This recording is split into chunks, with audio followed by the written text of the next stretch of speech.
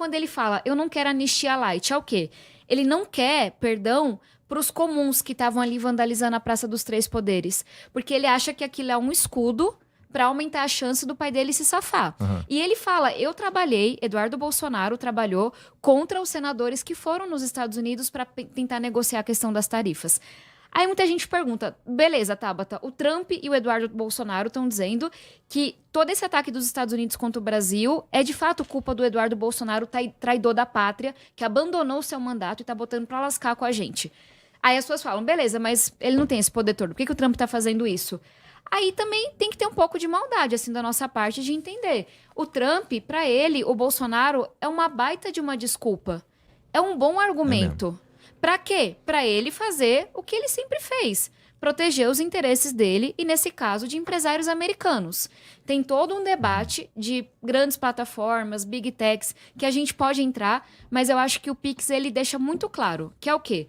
Pix, tecnologia segura, brasileira, feita por servidores do Banco Central, e aí vem o Trump e fala, o Pix é ruim, o Pix atrapalha a concorrência. Quê?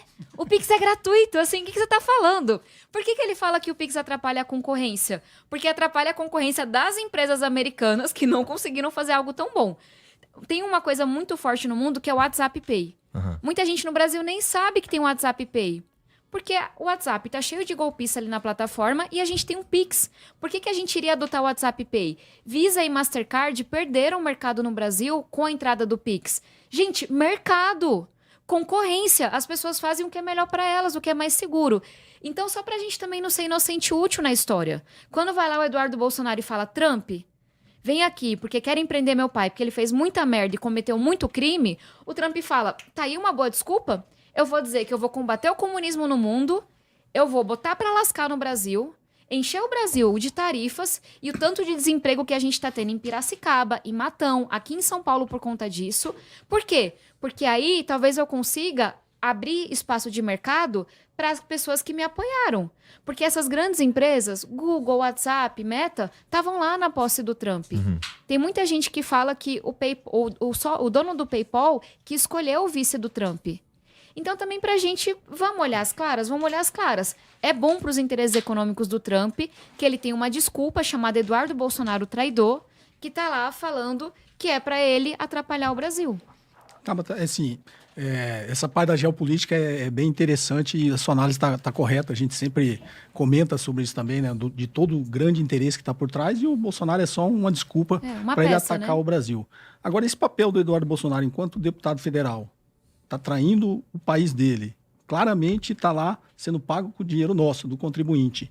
E o Congresso Nacional, não existe nenhum movimento realmente dentro do Congresso Nacional, porque ele já deveria ter sido cassado, né? Infelizmente, a política brasileira está cheia de gente covarde e cheia de gente, sei lá, que está só olhando para o próprio umbigo e para o dia seguinte. Porque se essas pessoas estivessem preocupadas com a nossa soberania, com o nosso país, com a nossa história, elas teriam feito tudo já para impedir que o Eduardo Bolsonaro faça o que ele está fazendo. Tem vários processos pedindo a cassação do mandato do Eduardo Bolsonaro. E, gente, não é a prisão dele. Eu acho que ele deveria ser julgado pelos crimes que ele cometeu. Mas é a cassação, é falar, amiguinho, em fevereiro você abandonou o teu mandato. Quem te elegeu? Você foi para os Estados Unidos para poder articular contra o teu país. Fazer com que gente do teu país perdesse emprego. Bater continência para outra bandeira que não é americana. Você não pode ser parlamentar no Brasil. Aqui não existe trabalho à distância no Congresso. O trabalho é presencial, porque ele fez uma cartinha, né? Dizendo que ele queria poder trabalhar à distância lá da Disney, onde ele estava. Cara, isso não existe no Brasil. O cara tá conspirando contra a gente. Ele tá conspirando contra tudo que ele jurou defender da Constituição. E esses processos não estão sendo pautados. Ele já venceu as faltas que ele poderia ter. Então, para mim, ele perdeu o mandato dele é o mínimo. E para isso tem voto no Congresso. Mesmo quem é do partido dele, mesmo quem é bolsonarista, mesmo quem é de direita, tá dizendo, não dá para defender o que o Eduardo Bolsonaro... Nem o pai dele gosta dele, pelo que a gente viu. E o próprio Tarcísio, que no começo tentou defender o Eduardo Bolsonaro, ele teve que recuar. A gente tem que também reconhecer isso.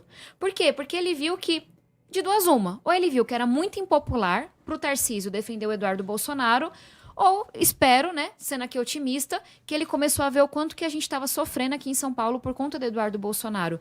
Então tem que ter coragem de pautar esse negócio. Ninguém está defendendo mais ele. Então, mas quais as forças políticas que estão impedindo a tramitação desse processo de cassação dentro do Hoje, Congresso? a maior força política do Congresso é o Centrão. Essa é a verdade. E aí a gente tem que entender o que é que interessa ao Centrão. O Centrão não é uma coisa só, né? Mas acho que simplifica a ideia de um grupo no Congresso que não tem a ver com partido político, que não tem ideologia e que se move sempre pela autoproteção por interesse próprio. O que eu imagino? Que o Centrão, e o que eu vejo, né? Mas é porque tem coisas que eu não tenho prova.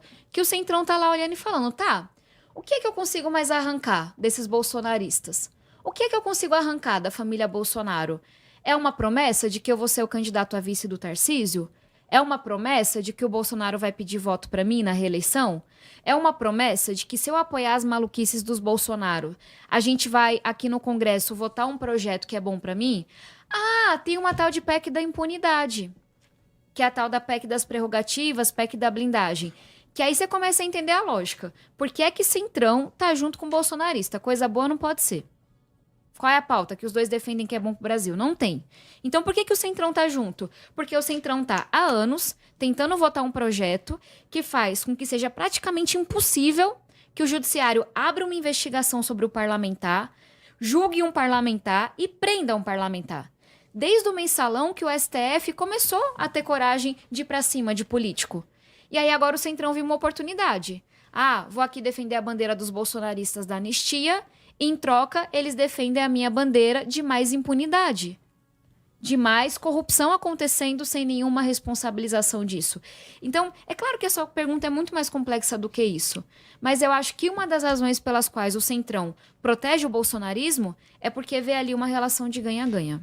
Esse PEC da impunidade, ele tá... Você falou que ele, lá na época há um tempo atrás, que ele foi pensado, e agora os caras estão querendo pôr em prática, pôr para votar. Para votar, né? de novo.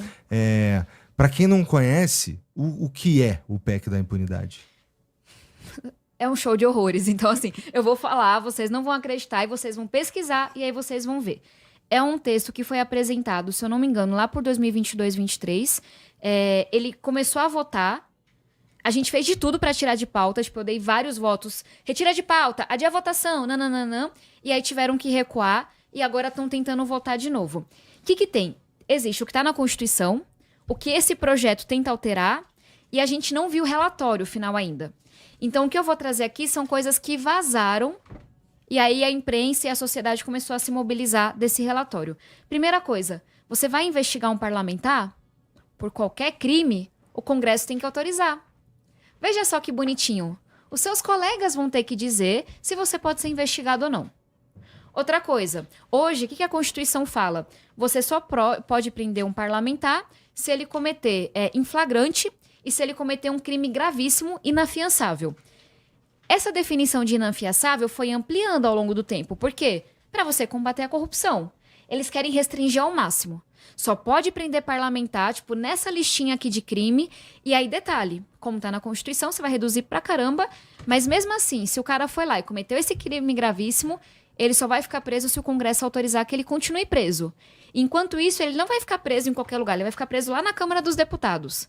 Então aqui, eu tô simplificando porque é um textão justamente pro povo não entender, mas qual que é o resumo? Vai ser muito difícil investigar um parlamentar por qualquer coisa. Roubou, assassinou, corrupção, e vai ser praticamente impossível prender esse parlamentar. Ou seja, é realmente blindagem. Um parlamentar não vai ser ainda hoje um parlamentar já tem muita blindagem. Ele já tem muita prerrogativa diferente da população. É blindar ainda mais e deixar aqui os pares que analisem. Vou falar, tudo bem, Tabata, mas a gente estava falando aqui, tem muita gente que acha que o STF está errando a mão e não confia no julgamento do STF. Quer saber uma instituição que o povo confia ainda menos do que é o STF? Congresso Brasileiro.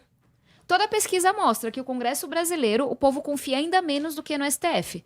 Então, a solução que os bolsonaristas criaram e que o Centrão abraçou o povo não confia no julgamento do STF. STF não pode mais julgar político brasileiro. Ah, temos uma solução genial. Vamos botar os colegas desse deputado e desse senador para julgarem ele. Vai dar certinho, só que não. Resumindo, a gente fez um pau danado, uma super mobilização semana passada. Quarta-feira, 9 da noite, o projeto estava na pauta, ia ser votado. E aí, depois de todo o rebuliço, saiu de pauta.